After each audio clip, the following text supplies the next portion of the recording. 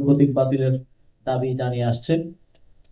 তো তার প্রেক্ষিতে সিটি কর্পোরেশন আইন 2015 এর 32 ক ধারা, পৌরসভা আইন 2015 এর 20 এর ক ধারা, উপজেলা পরিষদ আইন 2015 এর 16 এর ক ধারা এবং ইউনিয়ন পরিষদ আইন 2015 এর 19 এর ক ধারা, যেই ধারাগুলোর মাধ্যমে দলীয় প্রতীকে নির্বাচনের সিদ্ধান্ত হয়েছিল, সেই ধারাগুলো আজকে বিলুপ্ত বিলুপ্ত করার প্রস্তাব উত্থাপন করা হয়েছিল এবং সেটা উপদেষ্টা পরিষদে অনুমোদন করা হয়েছে। ফলে দলীয় প্রতীকে স্থানীয় সরকার নির্বাচনে অংশগ্রহণ করার আর কোনো সুযোগ নেই।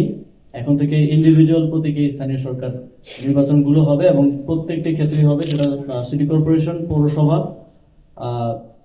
উপজেলা পরিষদ এবং ইউনিয়ন পরিষদ। এবং আপনারা জানেন যে জেলা পরিষদ সরাসরি প্রত্যক্ষ ভোটে যেহেতু নির্বাচিত হয় না, সেখানে প্রতীকের বিষয়টি নেই।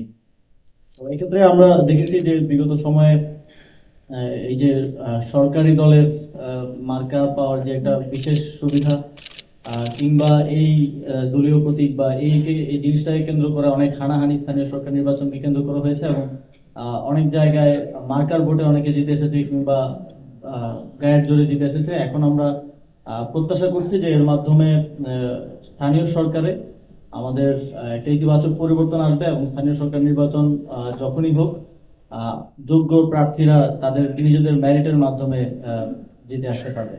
ধন্যবাদ।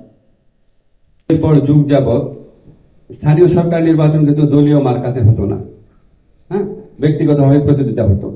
বিগত সরকারের আমলে স্থানীয় সরকার প্রতিষ্ঠানগুলোকে দলীয়করণ করার জন্য ভুয়া নির্বাচনের মাধ্যমে দলীয়করণ করার পদক্ষেপ হিসাবে আইনগত পরিবর্তনটা করা হয়েছিল। আমরা আগের অবস্থায় ফিরে যাচ্ছি। এখন থেকে দলীয় প্রতীকে কোনো স্থানীয় নির্বাচন হবে না।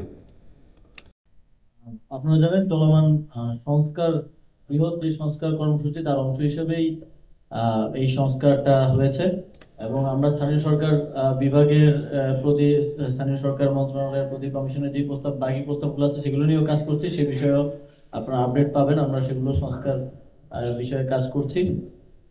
নির্বাচনের বিষয়টা আপনারা জানেন, এটা জাতীয় ঐক্যমত্যের বিষয়। রাজনৈতিক দলগুলো ঐক্যমত্য এবং হলে এই বিষয়ে স্থানীয় সরকার নির্বাচন জাতীয় নির্বাচনের আগে হতে পারে। এই বিষয়টা সম্পূর্ণই রাজনৈতিক দলগুলো সহ সরকারের একটা ঐক্যমত্যে আসার বিষয়।